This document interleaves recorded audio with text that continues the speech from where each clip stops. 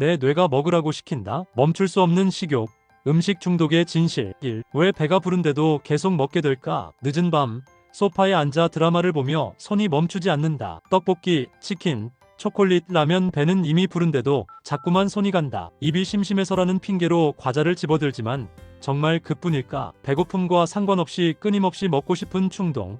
잠들기 전 꼭 뭔가를 입에 넣어야 안심이 되는 이 느낌은 단순한 습관이 아니다. 당신의 뇌가 먹어 라고 명령하고 있을 가능성이 크다. 과학적으로 보면 이 현상은 음식 중독과 관련이 있다. 음식 중독은 단순히 의지 부족이나 배고픔의 문제가 아니라 뇌의 쾌락 회로가 특정 음식에 반응하며 도파민과 같은 신경 전달 물질을 분비하는 생리적 현상이다. 이는 마약이나 알코올 중독과 유사한 뇌 반응을 보인다. 2023년 예일대학교 연구에 따르면 고지방 고당분 가공식품 피자, 초콜릿, 감자칩은 뇌의 보상 시스템을 과도하게 자극해 중독성을 유발한다. 이 음식들은 단순히 맛있어서 먹는 게 아니라 뇌가 쾌감을 추구하도록 설계된 자극제 역할을 한다. 한국에서는 특히 떡볶이, 치킨, 라멘 같은 고탄수화물 고지방 음식이 인기다. 이런 음식은 즉각적인 만족감을 주지만 먹을수록 더 강한 자극을 원하게 된다. 이 글에서는 음식 중독의 과학적 원인, 자가 진단 방법, 그리고 실질적인 극복 전략을 탐구하며 당신이 음식과의 건강한 관계를 되찾도록 돕는다.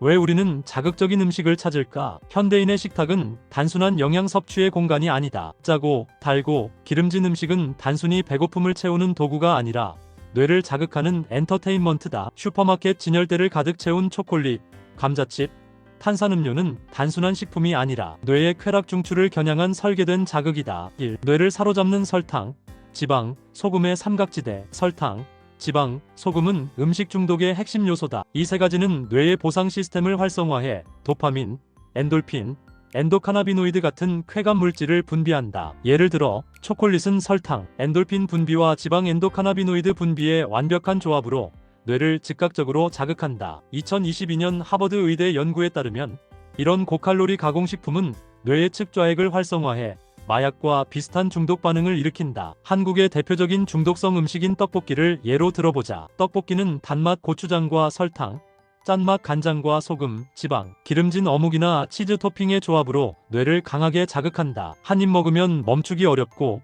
먹은 후에도 또 먹고 싶은 충동이 드는 이유는 바로 이 때문이다. 현대 식품 산업의 설계. 식품 산업은 이러한 뇌 반응을 잘 알고 있다. 과다 섭취 지점이라는 개념은 설탕, 지방, 소금의 비율을 최적화해 소비자가 멈출 수 없도록 만드는 기술이다. 예일대학교의 2023년 연구에 따르면 피자, 감자칩, 쿠키 같은 가공식품은 이 과다 섭취 지점을 정밀하게 타격한다. 한국에서도 치킨, 라멘, 편의점 도시락 같은 음식들이 이 공식을 따른다. 이런 음식은 먹을수록 더 먹고 싶게 만들며 결국 뇌는 점점 더 강한 자극을 요구한다. 3. 음식 중독은 뇌의 병이다. 음식 중독은 단순한 습관이 아니라 뇌의 생리적 변화와 관련된 질환이다. 2021년 미시간 대학교의 기능성 MRI 연구에 따르면 음식 중독이 의심되는 사람의 뇌는 단 음식이나 고지방 음식 이미지를 볼 때 마약 중독자의 뇌와 유사한 부위가 과다 활성화된다. 이는 배고픔과 무관하게 뇌가 쾌락을 추구하도록 유도된다는 뜻이다. 1. 스트레스와 음식 중독의 악순환. 음식 중독은 감정 상태와도 밀접하다. 스트레스, 불안,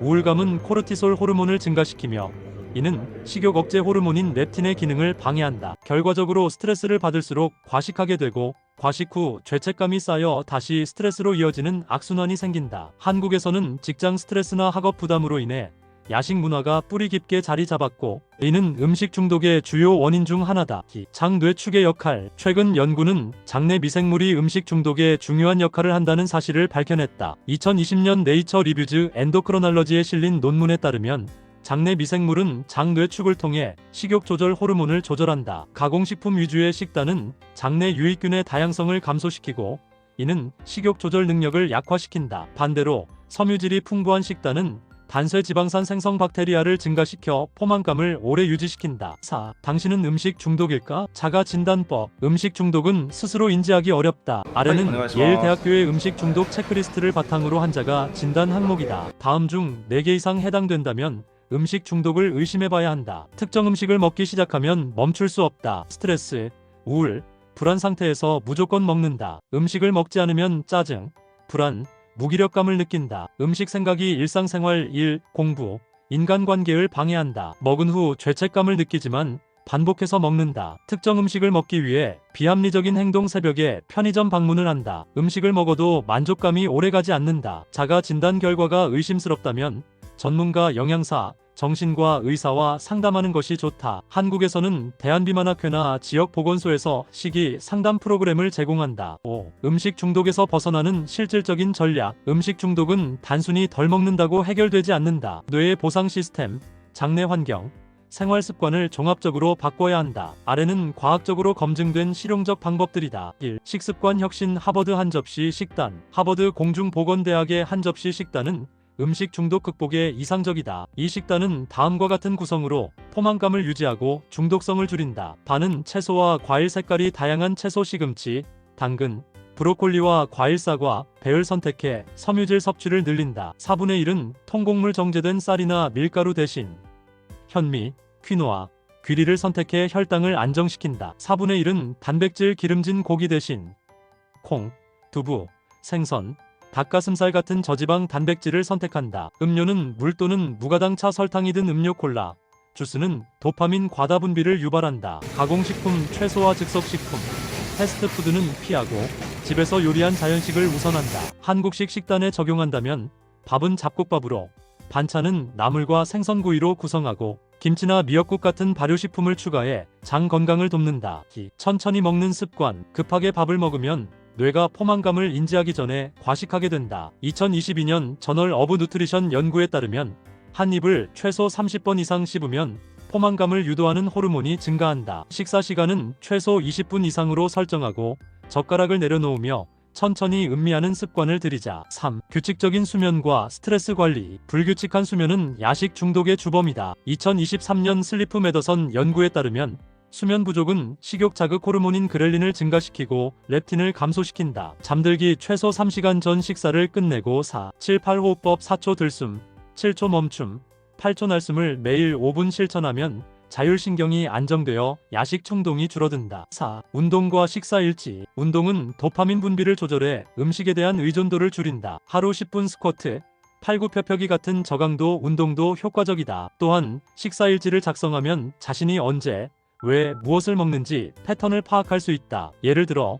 저녁 10시 스트레스로 치킨 주문 같은 기록은 감정적 과식을 줄이는데 도움을 준다. 6. 성공 사례. 삶을 바꾼 사람들. 사례 1. 직장인 어씨 34세 여성. 어씨는 야근 후 야식을 먹는 습관 때문에 체중이 10kg 증가했다. 하버드 식단을 도입하고 매일 15분 걷기와 식사일지 작성을 시작했다. 3개월 후 체중 7kg 감량, 콜레스테롤 수치 개선, 그리고 야식 충동이 현저히 줄었다. 어씨는 식사일지를 쓰면서 내가 스트레스 때문에 먹고 있었다는 걸 깨달았다고 말했다. 사례 2. 대학생 비군 22세 남성. 비군은 매일 밤 라멘과 탄산음료를 먹으며 공부했다. 4-7-8 호흡법과 통곡물 위주 식단을 4주간 실천한 결과 장내 유익균 증가와 함께 식욕 조절이 쉬워졌다.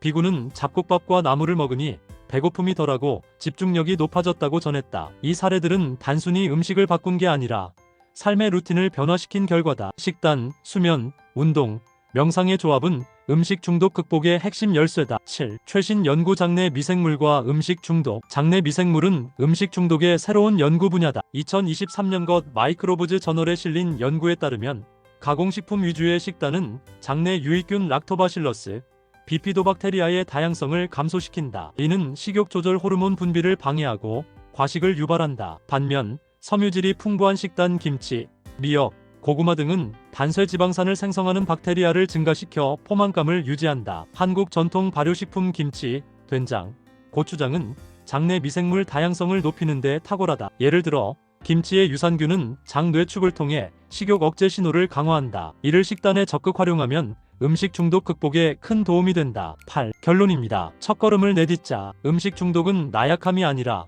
뇌와 호르몬, 장내 환경이 얽힌 복합적인 질환이다. 하지만 희망은 있다. 식단을 바꾸고 천천히 먹고 규칙적으로 자고 스트레스를 관리하면 뇌의 보상 시스템을 재설정할 수 있다. 오늘부터 단 한 가지라도 바꿔보자. 예를 들어 저녁에 과자 대신 사과 한 조각을 먹거나 5분간 4-7-8 호흡을 실천해보자. 우리의 뇌는 자극을 줬지만 우리는 그 뇌를 다스릴 수 있다. 배고픔이 아니라 삶의 균형을 찾는 선택. 그것이 음식 중독에서 벗어나는 첫걸음이다. 당신의 뇌가 아니라 당신이 주도권을 잡는 순간부터 변화는 시작됩니다. 오늘 영상은 여기까지입니다. 여러분께 건강과 운동에 대한 새로운 통찰과 동기를 드릴 수 있었다면 정말 보람됩니다. 운동은 단순한 활동이 아닌 더 나은 삶을 만드는 강력한 도구입니다. 오늘 정보가 일상의 작은 변화가 되길 바랍니다. 영상이 유익하셨다면 구독, 좋아요, 알림 설정 부탁드려요. 그리고 댓글로 시청 시간이 아깝지 않았어요 남겨주시면 큰 힘이 됩니다. 건강한 몸과 마음을 위해 앞으로도 함께하겠습니다. 다음 영상에서 또 만나요. 시청해주셔서 감사합니다.